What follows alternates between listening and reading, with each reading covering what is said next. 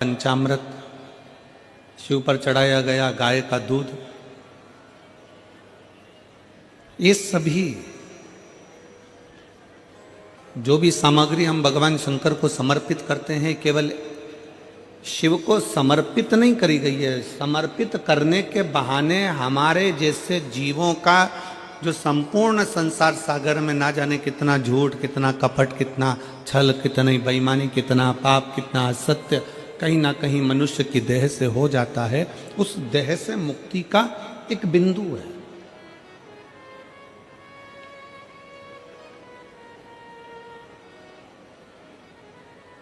और बड़े ध्यान से सुनिएगा, आप अगर शंकर जी को जल चढ़ा रहे हो, एक लोटा जल भगवान शिव को समर्पित कर रहे हो, तो यह ना सोचिए कि शंकर को आपके जल की जरूरत है। उसके ऊपर तो वैसी गंगा है, 24 घंटे बह रही है, उसको तुम्हारे जल की जरूरत नहीं है।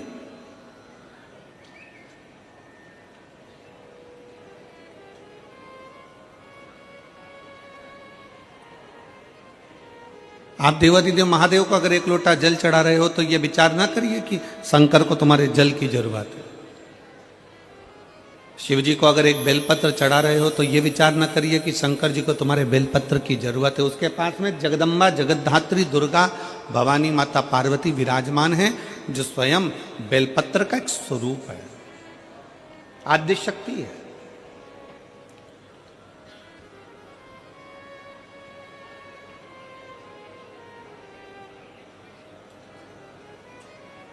भगवान शंकर को अगर दिया लगा रहे हो तो दीपक जला रहे हो, दिया लगा रहे हो, तो ये ना सोचिए कि हम भगवान शंकर को दीप लगा रहे हैं। उसको तुम्हारे दीप की जरूरत नहीं है, उसके मस्तक पर चंदा विराजमान है।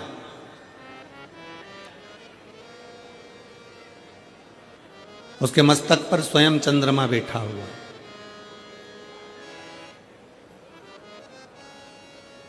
भगवान शंकर को तुमसे कुछ भी नहीं चाहिए, कुछ भी नहीं। आप अगर विचार करो कि मैं शंकर जी को जल चढ़ा रही हूं, शंकर जी को जल की जरूरत है नहीं है। जो जल आप शंकर भगवान को चढ़ा रहे हो, शिव को तुम्हारे जल की जरूरत नहीं है। शंकर जी को जो जल चढ़ा रहे हो वो जल की जरूरत तुमको है। जिस दिन तुम्हारा दुख का समय आएगा, तुम्हारा चढ़ाया गया एक लोटा तुम्हारे सामने आकर खड़ा हो जाए। जो तुमने भगवान को दिया है, जो तुमने भगवान को प्रदान किया है, जो तुमने भगवान को दिया है। एक चरित्र आता है, स्मरण में रहे आपके। एक राजा ने अपने नगर में सूचना कर दी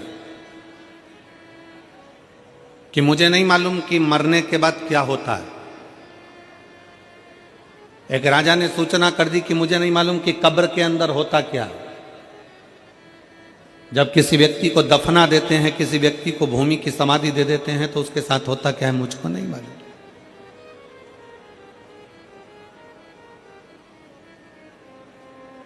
राजा ने सूचना दी, अगर मेरे राज्य का कोई व्यक्ति कब्र के अंदर सोने के बाद मुझे बता दे कि कब्र के अंदर होता क्या है, मरने के बाद होता क्या है, तो मैं उसको मुंह मांगा धन दूंगा। अब सोचने वाला विषय है कि मरे कौन, बताने के लिए। जो मर गया वो आके बताए कौन।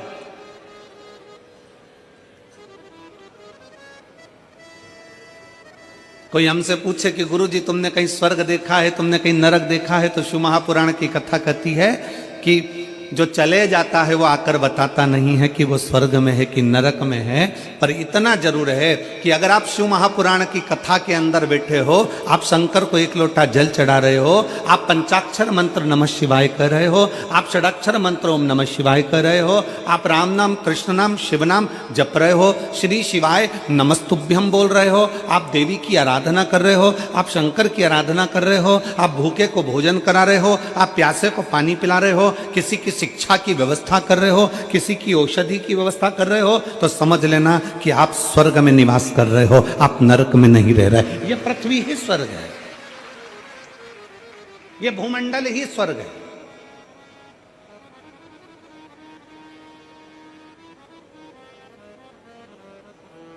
अब राजा ने सूचना कर दी कि कोई मुझे बता दे कि कब्र के अंदर होता क्या है, मरने के बाद होता क्या। कोई मुझे सूचना दे। होता क्या? अब दे सूचना कोई।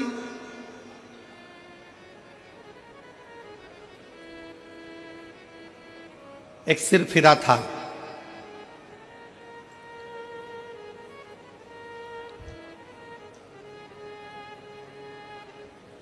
बहुत कंजूस था। उसके मन में आया कि राजा ने सूचना दी है कि कब्र के अंदर होता क्या है, मरने के बाद होता क्या है, बताना है।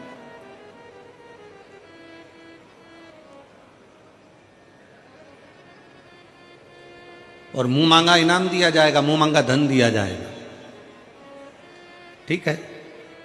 उस व्यक्ति ने, कंजूस ने विचार करा कि मैं अगर अंदर कब्र में चले जाऊंगा, सो जाऊंगा, 20-25 मिनट की बात है, राजा ने तो 15 मिनट दिए हैं, मैं 20 मिनट अगर कब्र के अंदर मिट्टी में दब के सो भी जाऊंगा तो आकर बता दूंगा कि क्या होता है।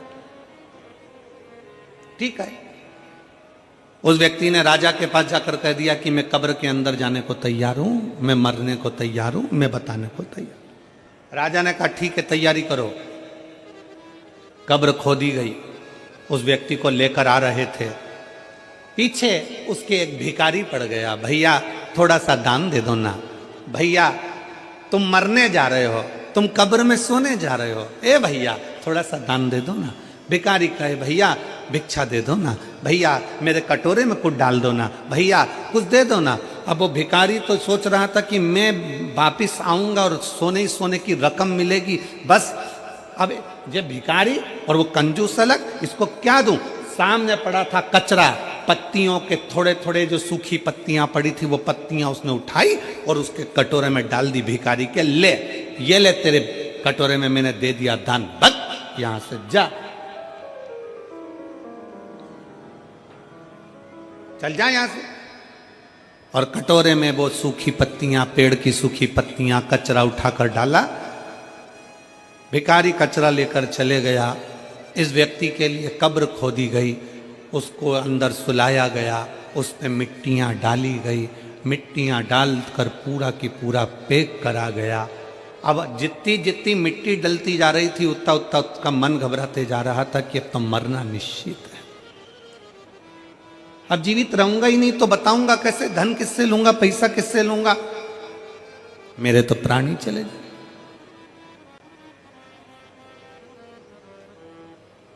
कोई बात नहीं, बस तो मैं जाऊंगा, ये पक्का।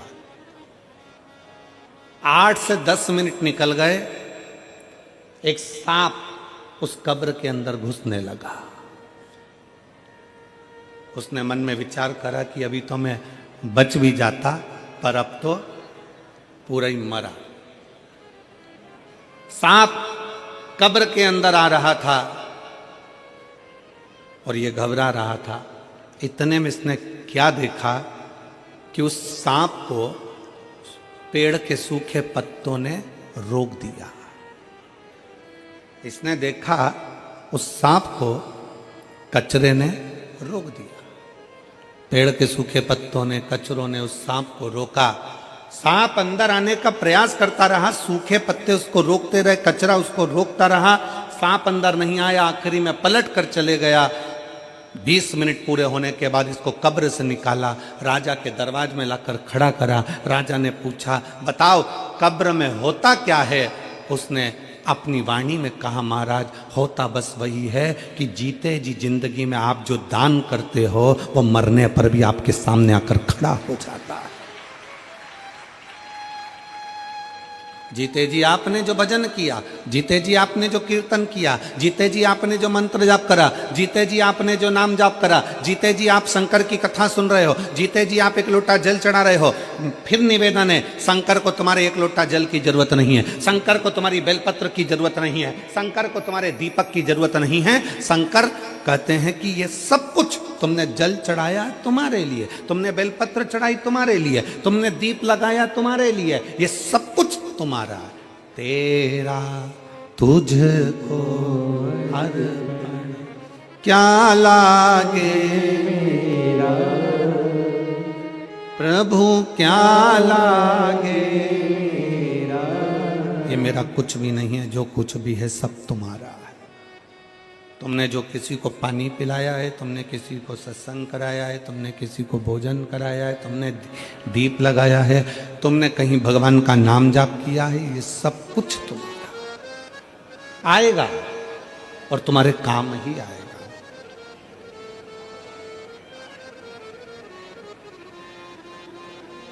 एक लोटा जल सारी समस्या का हल। तुमने जो एक लोटा जल भगवान शंकर को समर्पित करा है, थोड़ा आवाज खींच रहा है, पकड़ रहा है, डीले कम करो हल्का सा और प्लेन करने का उसको सही तरीका पर। एक लोटा जल जो तुमने भगवान शंकर को समर्पित किया है, वो एक लोटा जल किसी दूसरे के लिए नहीं किया, तुमने अपने लिए किया। शंकर भगवान के पास में जो भस्म है, शिव जी के पास में जो बेलपत्र है, शिव जी के पास में जो चंदन है, शंकर जी के पास में जो बेलपत्र है, जल है, वो शिव का चढ़ाया गया एक एक सामग्री कोई साधारण नहीं होती, उसका बल बड़ा प्रबल होता है, बहुत प्रबल।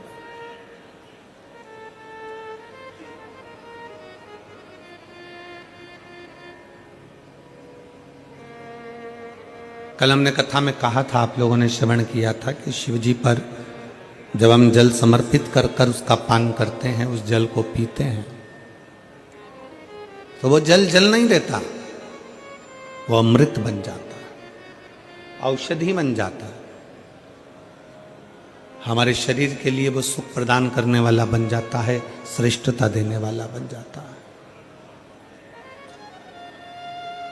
वो जल साधारण नहीं रह पाता।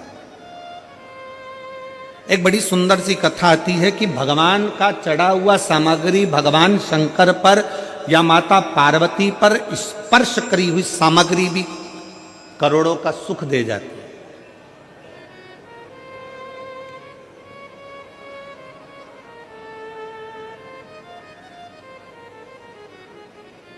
करोड़ों की संपदा दे जाती है।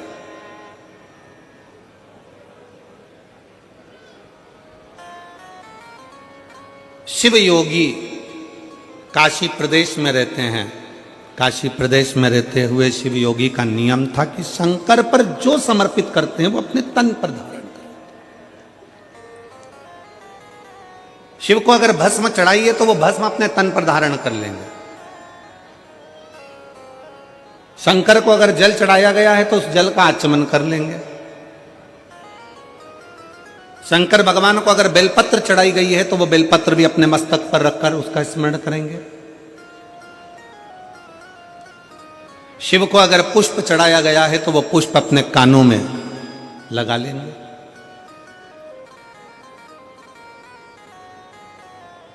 कभी कभी हम तो नहीं जानते, पर आप लोगों ने अगर स्मरण में हो तो हमने भी एक बार दर्शन किया है। आप लोग भी कभी शंकर भगवान के अगर फोटो को निकालोगे, गूगल पर सर्च करना शंकर जी के फोटो निकालना, बहुत सारे, तो उन फोटो में आप पाओगे, आप उन फोटो में दर्शन करोगे कि शंकर जी के कान में एक फूल, शिव जी के कान में कनेर का पुष्प खुसा रहता है। किस किसने देखा है? किसी फोटो में आप लोगों ने दर्शन करा होगा कि शिव जी के कान में एक पुष्प यहां लगा रहता है।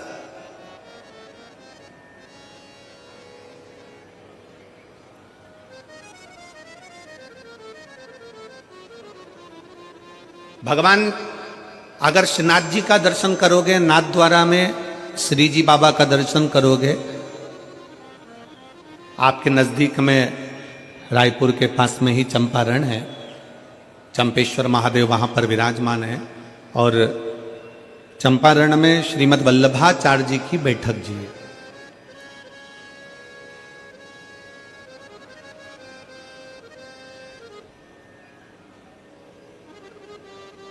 जिन्होंने पुष्टि मार्ग को प्रगटाया, ठाकुर जी के चरणों की सेवा सिखाई।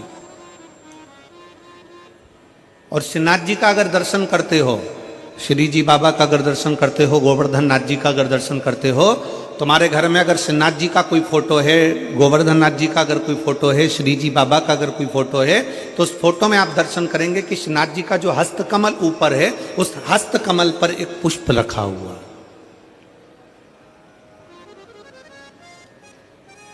एक पुष्प श्रीनाथ जी के हस्तकमल पर है, एक पुष्प शंकर जी के कर्ण पर। दोनों पुष्प साधारण नहीं है। श्री जी बाबा के हस्तकमल पर जो पुष्प है वो जमुना दास जी ने दिया था। वो पुष्प मेरे गोवर्धन नाथ जी के श्रीनाथ जी के हाथ पर आज भी रखा हुआ। वो पुष्प साधारण नहीं है जो भगवान श्रीनाथ जी ने अपने हस्त पर लिया, और वो पुष्प भी साधारण नहीं है जो भगवान शंकर के कानों पर रखा हुआ है। जमुना दास जी ऐसे संत जिन्होंने ठाकुर जी के इतने प्रिय कि ठाकुर जी के लिए रोज नई नई माला तैयार करते थे, रोज नया नया श्रृंगार तैयार करते थे। भगवान गोवर्धन नाथ जी के लिए, श्रीनाथ जी के लिए रोज नया नया श्रृंगार बनाते थे। एक दिन जमुना दास जी ने एक डलिया में पुष्प देखा तो उन्होंने फूल वाले से कहा, पुष्प वाले से बोला, भैया ये फूल मुझे दे दो। जमुना दास जी, फूल की कीमत 1 रुपया है। जमुना दास जी ने कहा, ठीक है, ये फूल 1 रुपये लो और तुम मुझे दे दो।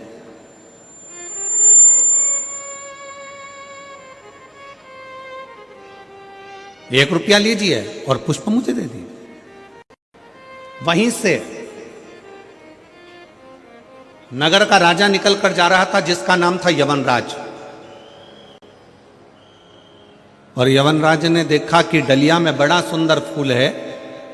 जमुना दास जी ठाकुर जी की हवेली जी जा रहे हैं, भगवान का दर्शन करने जा रहे हैं, तो फूल लेकर जाना चाहते हैं। और यवनराज एक वेश्या के यहाँ जा रहा था, तो उसने देखा कि फूल बड़ा सुंदर है, वेश्या के सिर पर लगाऊंगा, जूड़े में सजाऊंगा, वेश्या बड़ी सुंदर लगेगी, खुश हो जाएगी। उसने रथ रोका, बग्गी रोकी और रोककर कहा, ए फूल वाले, फूल कितने का है? फूल वाले ने कहा, फूल 2 रुपए का है। होता है पैदल मूली लेने के लिए जाओगे, पैदल टमाटर लेने के लिए जाओगे, पैदल आलू लेने के लिए जाओगे, पैदल हरी मिर्ची लेने के लिए जाओगे, पैदल गोभी लेने के लिए जाओगे तो 5-10 रुपए किलो मिल जाएगी। 2 व्हीलर से जाओगे तो उसकी कीमत थोड़ी सी बढ़ जाएगी, 4 व्हीलर से जाओगे तो उसकी कीमत दुगनी हो जाएगी। कीमत गाड़ी की है। पैदल गए 10 रुपए किलो मिल गई गोभी, 2 व्हीलर से गए 15 रुपए किलो मिल गई गोभी, 4 व्हीलर से गए 20 रुपए किलो मिल गई गोभी। जमुना दास जी 1 रुपए का फूल ले रहे थे, यवनराज ने आकर पूछा, कितने का फूल है? फूल की कीमत बढ़ गई, 2 रुपए का। जमुना दास जी हाथ जोड़कर बोले यवनराज से, महाराज आप तो नगर के राजा हो, आप दूसरा फूल ले सकते हो। मैंने तो ये फूल ठाकुर जी के लिए ले लिया, अपने मन से मैंने ठाकुर जी को चढ़ा दिया, अपने मन से मैंने श्री जी बाबा को समर्पित कर दिया, अपने मन से मैंने भगवान को दे दिया, ये फूल मुझे ले लेने दो। यवनराज ने कहा, जमुना दास फूल मैं लूंगा और वेश्या के जूड़े में जाएगा। जमुना दास जी ने कहा, ये फूल तो मैंने अपने मन से मेरे गोवर्धन नाथ जी को, मेरे कृष्ण को, मेरे श्री जी बाबा को मैंने समर्पित कर दिया, अब तो फूल मैं ही लूंगा। यमनराज ने कहा, जमुना दास समझ जा, तुम मुझसे कह रहा है कि फूल मैं लूंगा, फूल की कीमत मैं 2 रुपए देता हूं। फूल वाले ने कहा,